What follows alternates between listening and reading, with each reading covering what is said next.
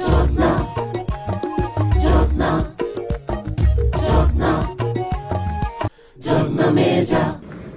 le ministre, je vais aborder votre loi de finances sur trois aspects.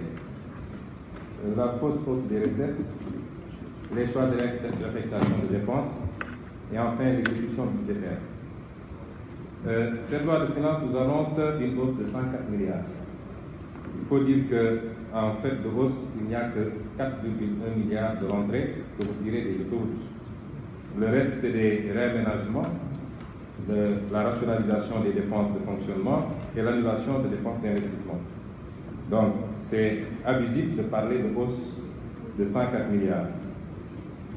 La seule nouvelle recette est celle de 4,1 milliards issue des groupes à péage et qui pose deux problèmes. Le premier problème, c'est que l'État ne peut pas chercher à rentabiliser un projet financé par l'argent public. En l'espèce, les citoyens sénégalais contribuent doublement, d'abord à travers leurs impôts et taxes qui ont essentiellement financé ces autoroutes, et ensuite par le paiement d'une redevance instituée au lendemain de l'élection présidentielle par décret 2019-841. Cette redevance est un moyen détourné de taxer les citoyens face aux contre-performances des administrations fiscales et financières et devant les besoins insatiables d'un État endetté et désargenté. En seulement 6 mois d'application, cette redevance va vous rapporter 4,1 milliards supportés par les mêmes usagers qui ont financé l'autoroute. Deuxièmement, il s'agit du respect de vos engagements vis-à-vis du peuple usager. Monsieur le ministre, où en êtes-vous avec l'engagement solennel pris en Conseil des ministres du 11 juin 2018 de procéder à une renégociation de l'autoroute à péage Patte d'Oie à Ibéré et d'accélérer la finalisation avant fin juin 2018 du processus de renégociation des tarifs? Rappelons que Eiffage n'a contribué qu'à hauteur de 17%, de 16,6% des investissements et aujourd'hui perçoit des redevances importantes. Pour la loi de finances en tant que telle, votre manège a consisté à générer des crédits obtenus grâce à une baisse de certaines dépenses de fonctionnement ainsi que des dépenses d'investissement.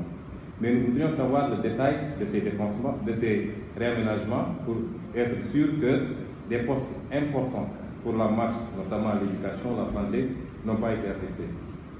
En ce qui concerne les choix de réaffectation de dépenses de la LFR, les variations des dépenses de ce projet de loi concernent 3 catégories. La première catégorie, c'est une hausse de 650 millions sur les dépenses de personnel justifiées par les indemnités accordées aux ayants droit pour charges de téléphone. Monsieur le ministre, comme vous avez l'habitude de le faire, vous avez encore violé la loi et la Constitution, puisque cette mesure pose deux problèmes. Un problème de justice sociale, ce que vous refusez aux autres, puisque vous ne voulez même pas discuter avec des syndicats, vous le reconnaissez à du personnel politique. Et pour des montants importants, 300 000 francs quand même.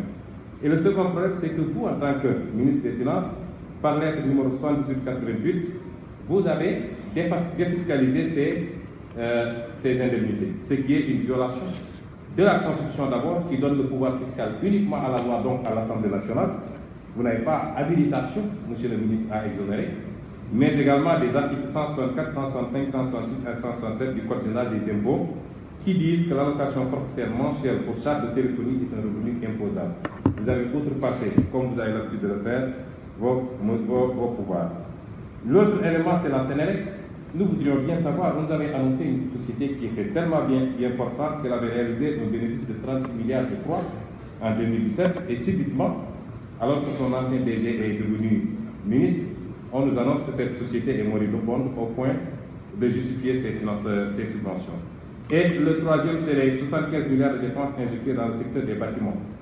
C'est une bonne chose, nous le savions, mais malheureusement, je ne pourrais pas débattre sur cet aspect. Le dernier élément que je voulais aborder avec vous, monsieur le ministre, c'est ce qui concerne l'exécution des dépenses. 3 mécanismes sont souvent utilisés. Le paiement effectué par les bureaux des domaines pour ce qui concerne les indemnisations. Ensuite, les reconnaissances de dette. Et enfin, la troisième, les comptes ouverts par l'État du Sénégal dans les banques privées. Si je vous dis programme de défense des intérêts économiques et sécurité du Sénégal, vous comprendrez.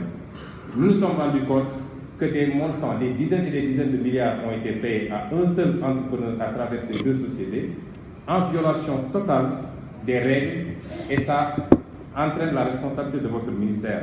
Je comprends bien la peur que cette affaire suscite désormais à haut lieu, ce qui fait que personne ne peut qu'on aille vers un procès. Je vous remercie.